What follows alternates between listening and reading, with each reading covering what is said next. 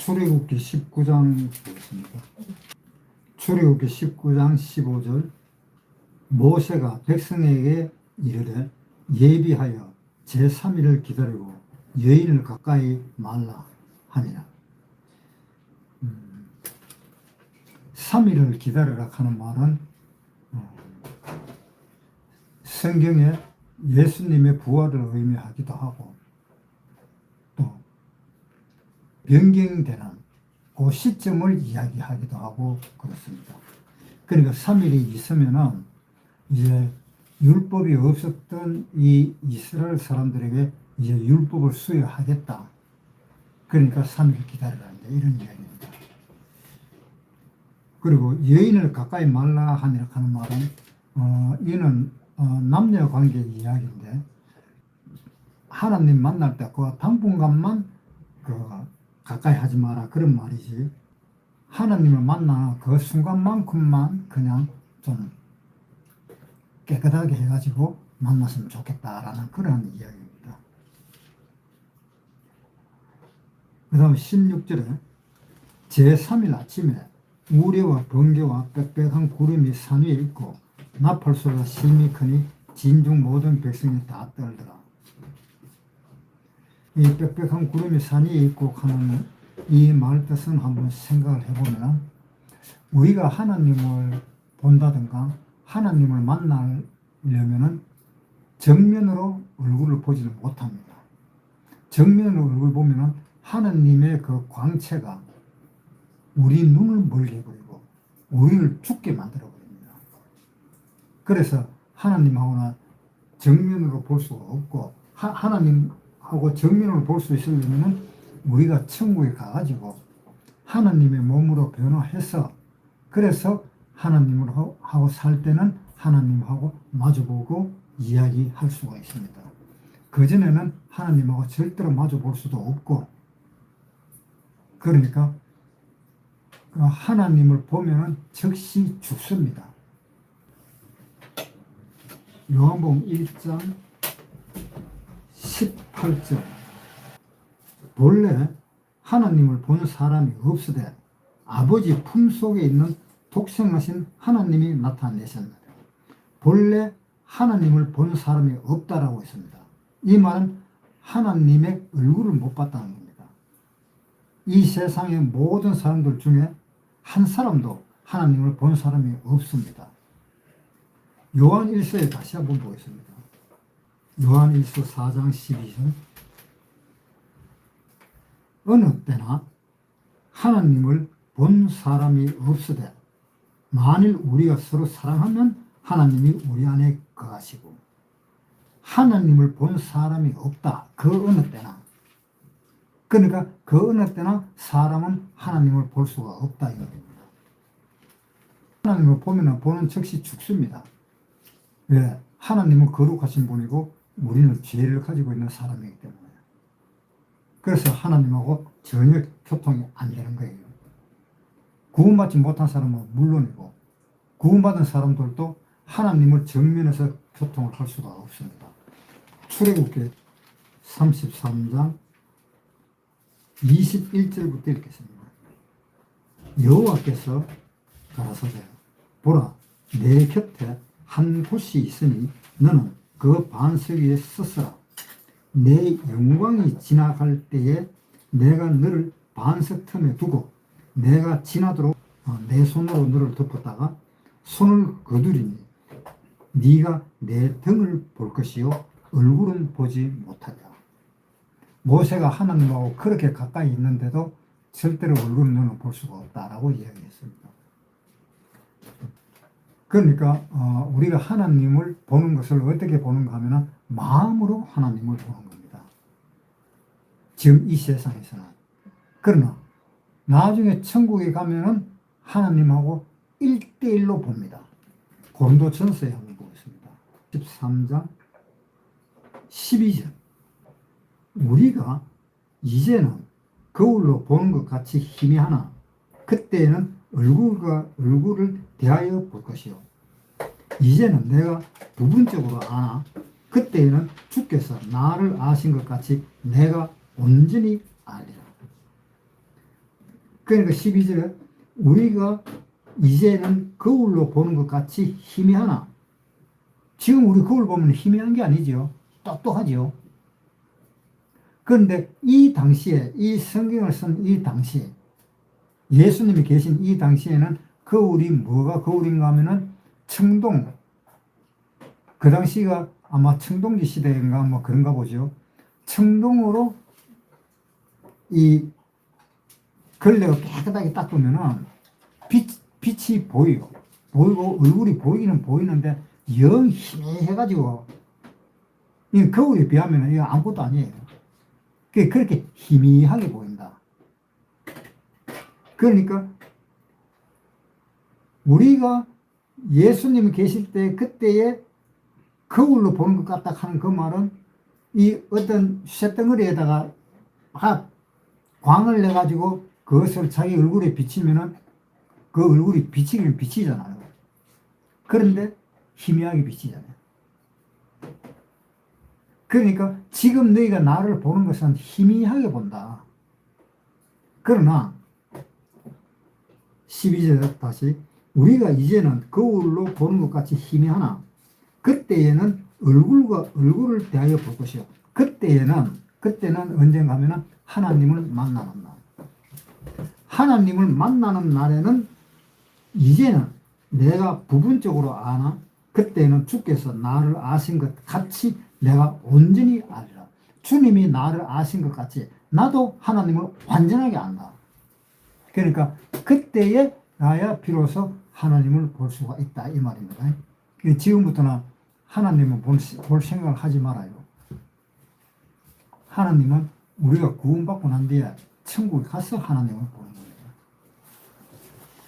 출애굽기 19장 다시 보겠습니다. 17절 모세가 하나님을 맞으려고 백성을 거느리고 진에서 나오며 그들이 산기슭에 섰더니 모세가 하나님을 맞으려고 백성을 거느리고 진에서 나왔다. 이 말씀을 보고 우리가 생각해 봐야 될 것이 뭐냐 하면 이 모세는 하나님이 택하신 사람입니다. 하나님이 택하신 사람인데 이 모세의 격이 어느 정도 높은가 하면 예수님과 같은 격입니다. 사람 중에서 예수님과 같은 격이라면 얼마나 높은 사람입니까? 출애굽기 15장 한번 보겠습니다. 15장 20절 아론의 누이 선지자 미리암이 손에 소고를 잡으며 여기에 아론의 누이 선지자 미리암이 아론의 누이라 하는 말은 자기보다 나이가 많은 여자를 이야기하기도 하고 또 자기보다 나이가 적은 여자를 이야기하기도 합니다. 그런데 여기에 보면은 아론의 누이 선지자 미리암이 아론은 누군가 하면은 모세의 형입니다. 모세보다 3살 정도 많습니다. 그런데 여기에 보면은 20절에 아론의 누이 선지자 미리암 이렇게 이야기했습니다. 아론의 누이 선지자 미리암. 그러니까 선지자 미리암은 나이가 또 더 많아요. 아론보다 더 많지요. 왜냐? 그 모세가 태어났을 때 강보에 사가지고 나일강에 띄웠을 때에 그것을 지켜본 사람이 누구였는가 하면은 미리암이었어요. 미리암이 자기 누나 미리암이었는데 이 미리암이 강보에 싸가지고 떠내려가는 그 동생이 어떻게 되나 싶어서 보니까 왕궁에 어떤 한 사람이 나와가지고 그 아이를 건지는 것을 목격을 했습니다. 그 공주가 하는 말이 이 아이가 히브리 민족이구나 라고 그걸 눈치를 챘습니다. 채서 죽이지를 않고 살려뒀습니다. 왜? 그 애가 너무 불쌍하고 귀엽고 사랑스러우니까 이 애가 죽어야 되는데 그것이 죽이지는 못하겠다는 겁니다. 그때 미리암이 그 자기 엄마를 연결시켜줬어요. 그러니까 자기 엄마를 연결시켜주면서 그 공주한테 하는 이야기가 이 애의 젖을 먹일 사람을 내가 아는 사람이 한 사람 있는데 그 사람을 갖다 데리고 올까요? 극하니까 데리고 오라. 이래가지고 자기 엄마를 데리고 가버렸습니다. 그러니까 그 정도로 이야기할 것 같으면은 나이 차가 얼마나 날까요? 10년은 더 날 거 아닙니까? 그래서 미리암은 모세보다도 10년 더 나이가 많다. 최하로. 그렇게 추정을 할 수가 있습니다. 그런데 여기에서 아론의 누이 선지자 미리암. 왜 아론의 누이 선지자 미리암이라고 그랬을까? 여기에 미리암이 이제 선지자가 되었다라는 것을 이야기하기 위해서 말을 하기를 모세의 누이 이렇게 말을 해야만이 옳지 않을까라는 생각도 드는 겁니다. 왜? 모세가 집중적으로 되어 있기 때문에 이 출애굽기 내용은 그런데 아론의 누이라고 그렇게 소개를 해버렸어요. 그것이 왜 그러냐? 아론은 모세보다 나이가 많지만 아론은 평범한 사람이다. 미리암은 평범한 사람이다. 그래서 같은 격으로 만들어서 아론과 미리암은 같은 사람들이다. 위치가 같은 사람이다. 하나님 앞에서 위치가 같은 사람이다. 그런데 모세는 하나님 앞에서 격이 아주 높은 사람이다. 그러니까 모세가 어느 정도의 위치에 있는가 하면은 제사장만이 들어갈 수 있는 그 성전에 모세는 바로 들어갑니다. 제사장의 허락도 안 받고.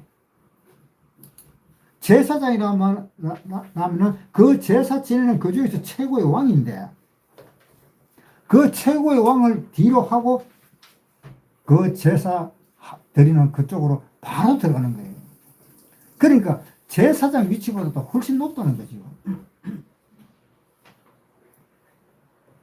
그래서 이 책을 쓰는 사람이 그것을 이야기하는 것이 아닐까. 미리암은 감히 모세하고 견주지 못할 사람이다. 그러니까 아론의 누이라고 했지 모세의 누이라고 하지 않았다. 그렇게 우리가 생각을 하면 되겠어요. 출애굽기 19장 18절 시내산의 연기가 자욱하니 여호와께서 불 가운데서 거기 강림하시니라. 연기가 옹기점 연기같이 떠오르고 온 산이 진동하며 나팔 소리가 점점 커질 때에 모세가 말한즉 하나님의 음성으로 대답하시더라. 여호와께서 시내산에 곧 그 산 꼭대기에 강림하시고 거리로 모세를 부르시니 모세가 올라가며 여호와께서 모세에게 이르시되 내가 내려가서 백성을 신치가라. 백성이 돌파하고 나 여호와께로 와서 보려고 하다가 많이 죽을까 하노라. 그러니까 하나님이 모세 보고 이제 이야기를 했습니다. 이걸 백성한테 이야기해라. 그러니까 이제 모세가 이야기를 하는 겁니다. 모세가 이 백성들을 하나님의 산에 감히 함부로 발을 들이지 못하도록 경계를 정하고 그래서 신발을 벗고 하나님한테 가는 겁니다. 모세 혼자밖에 못 가요. 다른 사람은 못 가고 다른 사람은 진 바깥에 서가지고 있고 그래 이 모세의 위치가 하나님을 직접 만날 수 있는 사람이 모세 한 사람밖에 없는 겁니다. 물론 출애굽할 때 모세가 이집트에 나는 못 가겠습니다. 말을 할 수 없습니다. 말 못합니다. 라고 이야기하니까 하나님이 아론을 붙여줬어요. 네 형 아론이 있지 않느냐. 아론하고 같이 가라. 그래서 아론을 붙여줬는데 어떻게 생각하면 아론이나 모세나 같은 격이라고 생각할 수 있지만 그 격은 완전히 다릅니다. 여기서 하나님 앞에 와서는 하나님을 만날 수 있는 사람은 모세밖에 안 돼요. 아론도 형이지만 아론도 안 되는 겁니다. 그러니까 하나님이 왜 그렇게 모세를 높이 세웠느냐. 그 높이 세운 이유가 있습니다. 민수기 12장에 한번 보겠습니다. 2절.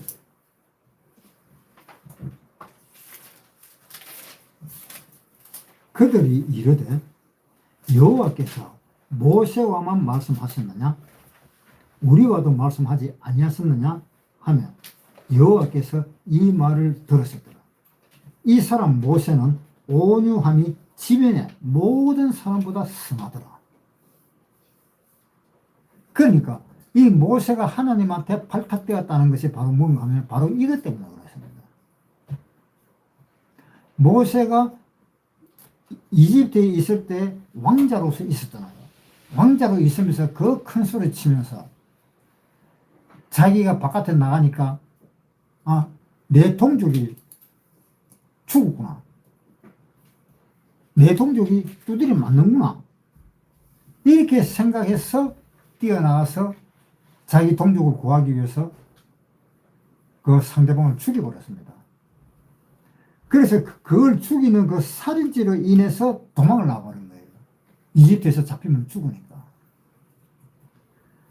그래서 도망을 나왔는데 도망을 나오고 난 뒤에 보니까 갈 곳이 없잖아요. 그래서 미디안으로 할 수 없이 가다가 보니까 미디안으로 들어간 거예요. 그래서 거기에서 이드로를 만나가지고 밥은 먹고 살아야 되니까 할 수 없이 이드로 집에 가서 밥을 먹고 양을 치는 겁니다. 이제 양 목동지기가 돼버린 거예요. 왕자가 하루아침에 목동이 돼버린 거예요. 그러니까 이 모세가 생각을 했던 거죠. 내가 왕년에는 엄청나게 전국을 지휘할 정도로 그만큼 나도 힘이 있었고 빽이 있었는데 막상 이 히브리 민족이 이집트 사람을 죽였다면 그 이집트 사람들이 왕이 가만히 있겠느냐는 거지. 무서워서 도망을 간 겁니다.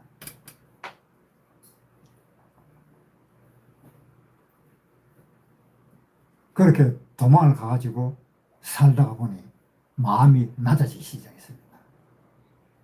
내가 옛날에 이집트에 있었을 때 그 권력을 잡고 있었을 때 아무것도 아니었구나. 그 권력이. 내가 여기서 지금 목동 생활을 하고 있는데 지금 내가 어떻게 생활을 하고 있냐. 옛날에는 사람들을 거느렸지만 지금은 양들을 거느리네.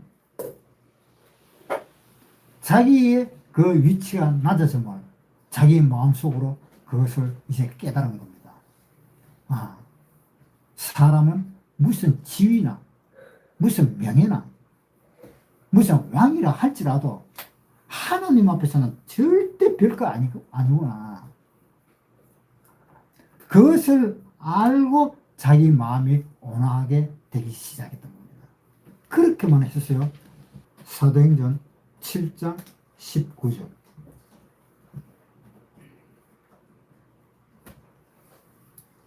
그가 우리 족속에게 계계를 써서 조상들을 괴롭게 하여 그 어린아이들을 내어버려 살지 못하게 하려 할세. 그때에 모세가 났는데 이제 어린애들 다 죽일 때예요. 그때가 모세가 태어났는데 이 모세도 참 하루아침에 그냥 태어나지도 못하고 죽을 수도 있었던 사람입니다. 이집트 왕이 히브리 산파 보고 이 히브리인들이 배가 불러오면 남자거든 죽이고 여자는 살려라 이렇게 지시를 했기 때문에. 그런데 이 남자인 모세가 태어났을 때 히브리 산파 거짓말을 했었겠지요. 일단 위기를 넘겼습니다. 그런데 태어나고 난 뒤에도 죽게 생겼잖아요. 그런데 그 위기를 공주한테 가가지고 그 위기를 넘겼잖아요. 20절에 그때에 모세가 났는데 하나님 보시기에 아름다운지라 그 부친의 집에서 석 달을 길리우더니 버리운 후에 바로의 딸이 가져다가 자기 아들로 기르매 모세가 애굽 사람의 학수를 다 배워 그 말과 행사가 나가더라. 나이 40이 되매 그 형제 이스라엘 자손을 돌아볼 생각이 나더니 한 사람의 원통한 일을 당함을 보고 보호하여 압제받는 자를 위하여 원수를 갚아 애굽 사람을 쳐 죽이니라. 저는 그 형제들이 하나님께서 자기의 손을 빌어 구원하여 주시는 것을 깨달으리라고 생각하였으나 저희가 깨닫지 못하였더라. 이튿날 이스라엘 사람이 싸울 때에 모세가 와서 화목시키려 하여 가로되 너희는 형제라 어찌 서로 해하느냐 하니 그 동물을 해하는 사람이 모세를 밀들어 가로되 누가 너를 관원과 재판장으로 우리 위에 세웠느냐 네가 이제 애굽 사람을 죽임과 같이 또 나를 죽이려느냐 하니 모세가 이 말을 인하여 도주하여 미디안 땅에서 나그네 되어 거기서 아들 둘을 낳으니라. 그 모세는 왕자가 받아야 될 그 교육을 다 받고 그 왕자로서의 무사 실력이라는 그 훈련도 다 받고 그리고 자기 엄마한테 니는 히브리 민족이다 하는 그 소리를 듣고 이제 히브리인을 볼 때에 그전은 노예로 봤는데 이제는 자기 형제들로 보고 그 노예 짓을 하고 있는 그 형제들이 너무나 불쌍하다 생각되었는데 그랬는데 그때 마침 이집트 사람이 히브리 민족의 한 사람을 붙잡고 신강이를 돌릴 때 이 모세의 마음에서는 엄청난 그 분이 있었던 겁니다. 그래서 죽여버린 거예요. 출애굽기 19장 다시 넘어갑시다. 19장 19절 온 산이 크게 진동하며 나팔 소리가 점점 커질 때에 모세가 말한즉 하나님이 음성으로 대답하시더라. 여호와께서 시내산 곧 그 산 꼭대기에 강림하시고 그리로 모세를 부르시니 모세가 올라가며 여호와께서 모세에게 이르시되 내려가서 백성을 심치하라. 백성이 돌파하고 나 여호와께로 와서 보려고 하다가 많이 죽을까 하노라. 또 여호와께서 가까이 하는 제사장들로 그 몸을 성결히 하게 하라. 나 여호와가 그들을 돌격할까 하노라. 여기에서 제사장들로 그 몸을 성결히 하게 하라라고 했습니다. 구약시대 때의 제사장이라면 지금 시대 때는 뭐 어떤 사람일까요? 한마디로 종교 지도자들, 심지어 뭐 목사들이라고도까지 이야기할 수도 있을 정도. 그런 사람들이 제사장들입니다. 그러면 지금은 우리가 어떤 제사장인가 하면 복음의 제사장입니다. 그 당 옛날에는 구약시대 때 제사장은 양을 잡아서 염소를 잡아서 죽여서 하나님한테 바치는 거지만 지금의 제사장은 사람을 하나님 앞에 사람을 그게 바로 뭔가 하면 복음의 제사장입니다. 즉 뭐냐 사람을 전도해서 하나님의 자녀로 만드는 것 그것이 지금 대사장입니다. 그래서 교회의 목사들도 제사장에 속합니다. 그런데 이 제사장이 되려면 어떻게 돼야 되느냐 다시 한번 보겠습니다. 22절 또 여호와께 가까이 하는 제사장들로 그 몸을 성결히 하게 하라. 여호와께 가까이 하는 제사장. 자, 그러면 하나님과 가까이 하는 제사장이라면 하나님과 어떤 관계가 될까요? 하나님께 기도를 할 수 있는 관계잖아요. 제사장은 뭡니까? 양 한 마리 잡아가지고 하나님, 여기에 이 사람의 죄를 이 양한테 다 옮겼습니다. 그러니까 이 사람의 죄를 용서해 주십시오라고 하면서 양을 죽이잖아요. 그 말을 하는 사람이 제사장입니다. 그러니까 그 말을 할 수 있으려면 어떻게 해야 되는가 하면 다른 사람을 죄를 위해서 제사를 지낼 때 제사장이 먼저 자기 죄를 없애야 됩니다. 레위기 한번 보겠습니다. 4장 1절부터 여호와께서 모세에게 일러 가라사대 이스라엘 자손에게 고하여 이르라 누구든지 여호와의 검령 중 하나라도 그릇 범하였으되 만일 기름 부음을 받은 제사장이 범죄하여 백성으로 죄를 입게 하였으면 그 범한 죄를 인하여 흠없는 수송아지로 속죄 제물을 삼아 여호와께 드릴지니. 뭐라고 했어요? 제사장이 먼저 자기 죄를 속해야 되는 겁니다. 그래야만이 다른 사람의 죄를 속할 수가 있는 거예요. 자기가 죄가 있는데 어떻게 다른 사람 죄를 갖다 용서해 줍니까? 자기가 죄가 있는데. 그러니까 그것을 꼭 기억해야 된다는 겁니다. 제사장은. 그럼 지금으로 치면 목사도 하나님한테로 인도하는 복음의 제사장이니까 그 복음의 제사장도 죄가 없어야 되잖아요. 죄가 없어야 인도를 하죠. 목사가 죄가 있는데 그거 어떻게 인도를 해요? 지가 죄가 있는데. 판사가 지가 죄가 있는데 재판을 해요? 그건 완전히 탄핵감이지, 탄핵감. 지가 도둑질 안 하고 도둑놈을 갖다가 재판한다. 그건 말이 안 되는 거예요. 출애굽기 19장 다시 보겠습니다. 22절 또 여호와께 가까이 하는 제사장들로 그 몸을 성결히 하게 하라. 나 여호와가 그들을 돌격할까 하노라. 모세가 여호와께 고하되 주께서 우리에게 명하여 이르시기를 산 사면에 지경을 세워 산을 거룩하게 하라 하셨사온즉 백성이 시내 산에 오르지 못하리이다. 여호와께서 그에게 이르시되 가라 너는 내려가서 아론과 함께 올라오고 제사장들과 백성에게는 돌파하고 나 여호와께로 올라오지 못하게 하라.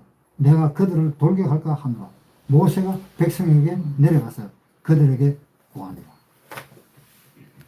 자, 여기 올라가면 뭐냐? 20장 1절 보겠습니다. 하나님이 이 모든 말씀으로 일러 가라사대 나는 너를 애굽 땅 종되었던 집에서 인도하여 낸 너의 하나님 여호와라. 너는 나 외에 다른 신들을 내게 있게 말지니라. 이제 10계명 들어갑니다. 하나님이 10계명을 읽었을 때는 그 읽는 그 상황이 온 기전에 연기같이 연기가 오더라. 한마디로 10계명을 지키려는 사람은 그렇게 심판을 받는다는 이야기입니다.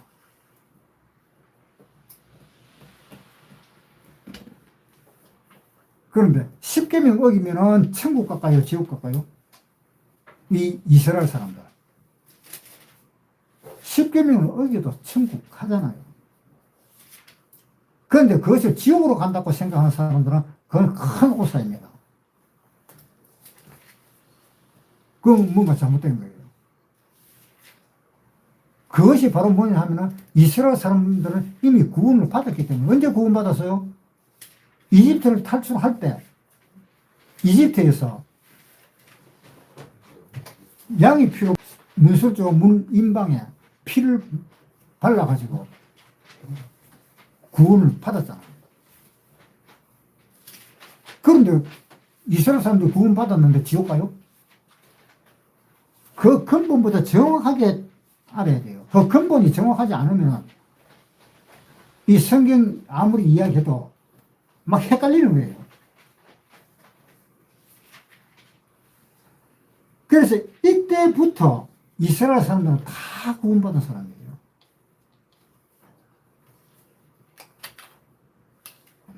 그런데 구원받은 사람한테 이 율법이 필요할까? 근데 그것도 문제잖아요. 왜? 율법을 지키면은 지옥 가니까. 한번 보세요. 로마서 3장 19절.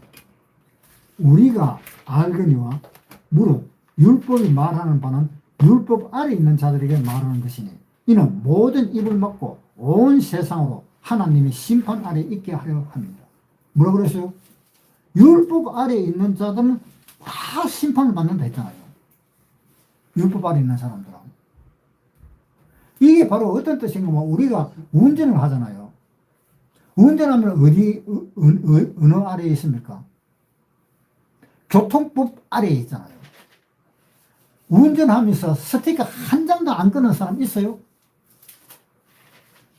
그런 사람이 있으면, 예를 들어 운전을 하다 1년 하다 10년을 하다 한 번도 안 끄는 사람 없잖아요. 그런 사람이 있다 하면 그 사람은 진짜 뭐 존경해야 될 사람이에요. 존경해야 될 사람. 스티커 끊는다는 것이 바로 뭡니까? 심판이잖아요. 네 요거 잘못했잖아. 그러니까 심판 받는 대신에 나한테 돈을 내라 해서 돈 나가는 것이 범칙금이잖아요. 그러니까 율법도 마찬가지인 거예요. 율법도 딱 만들어 놔놓고 전부 다 사람은 다 율법을 지키도록 만들어 놨잖아요. 만들어 놨는데 율법 한 번도 안 어겨본 사람 있어요? 죄를 한 번도 안 지어본 사람 있느냐고요?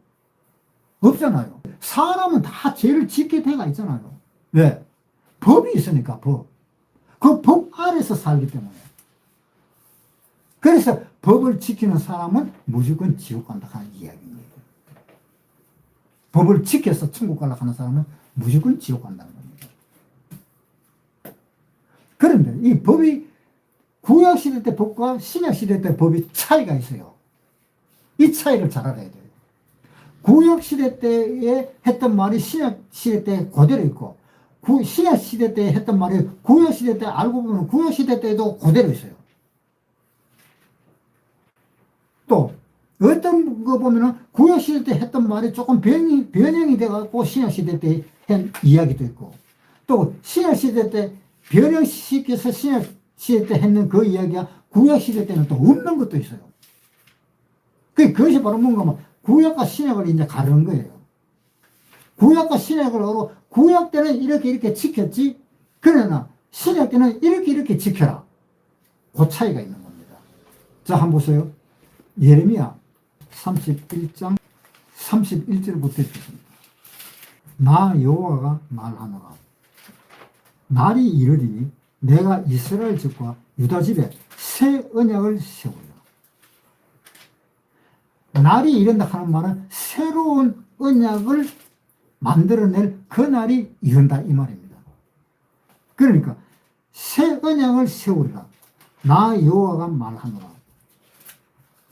이 언약은 내가 그들의 열조의 손을 잡고 애굽 땅에서 인도하여 내던 날에 세운 것과 같이 아니할 것은 내가 그들의 남편이 되었어도 그들이 내 언약을 파했음이니라.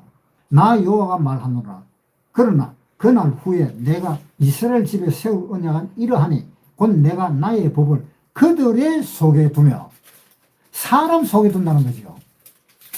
그들의 속에 둔다. 사람 속에 둔다. 그들의 속에 두며 그 마음에 기록하여, 그 마음에, 우리 마음에 기록한다고 그랬죠. 마음에 기록하여 나는 그들의 하나님이 되고. 이것이 신약시대라는 이야기입니다. 32절에 다시 읽을게요. 나 여호와가 말하노라. 이 언약은 내가 그들의 열조의 손을 잡고 애굽 땅에서 인도하여 내던 날에 세운 것과 같지 않다.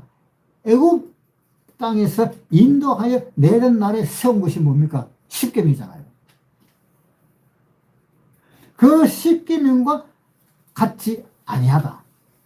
그 십계명은 어디에다 썼어요? 돌판에다가 썼지요.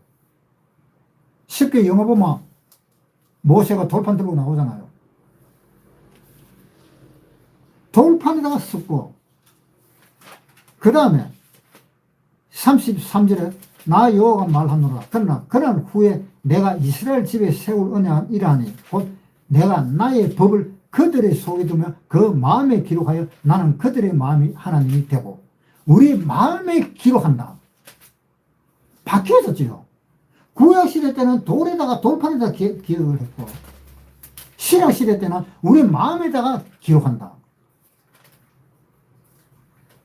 이렇게 달라져 버린 거예요. 그런데 사람들은 이 구약에 있는 이 돌판에 쓰여져 있는 그것을 자꾸 따르는 겁니다. 왜? 그거 따라도 틀린 거는 없거든. 왜? 신약이 더 있으니까. 한번 봅시다. 로마서 2장 27절부터 읽겠습니다. 또한 본래 무할례자가 율법을 온전히 지키면 의문과 할례를 가지고 율법을 범하는 너를 판단치 아니하겠느냐. 대저 표면적 유대인이 유대인이 아니요 표면적 육신의 할례가 아니라 오직 이면적 유대인이 유대인이요 할례는 마음에 할지니 신령에 있고 의문에 있지 아니한 것이라. 그 칭찬이 사람에게서가 아니요 다만 하나님에게서입니다. 육체의 할례를 하지 말고 마음의 할례를 하라. 왜? 육체의 할례는 할례가 아니다. 마음의 할례가 할례다 이 말입니다. 그럼 28절에 다시 읽을게요. 대저 표면적 유대인이 유대인이 아니요 표면적 육신의 할례가 아니다. 표면적 육신의 할례가 아니다 이 말입니다. 오직 이면적 유대인이 유대인이며 할례는 마음에 해라. 그런데 구약에는 어떻게 되어 있어요? 할례를 육체에다가 할례를 하라고 되어 있습니다. 자, 한번 보겠습니다. 출애굽기 4장 25절 십보라가 차도를 취하여 그 아들 양피를 베어 모세의 발 앞에 던지며 가로되 당신은 참으로 내게 피난편이로다 하니. 이게 어떻게 되냐면 하나님이 모세를 그랬거든요. 22절부터 보겠습니다. 너는 바로에게 이르기를 여호와의 말씀에 이스라엘은 내 아들 내 장자라. 내가 내게 이르기를 내 아들을 놓아서 나를 숨기게 하여도 네가 놓기를 거절하니 내가 내 아들 장자를 죽이리라 하라 하시니라. 그래서 여호와께서 길의 숙소에서 모세를 만나서 하나님이 모세를 만났어요. 만났는데 그를 죽이려 하시는지라. 모세를 죽이려 한 거예요. 왜? 자기 아들을 갖다가 양피를 베지 않고 할례를 하지 않으니까 하나님이 죽이려고 했는 거예요.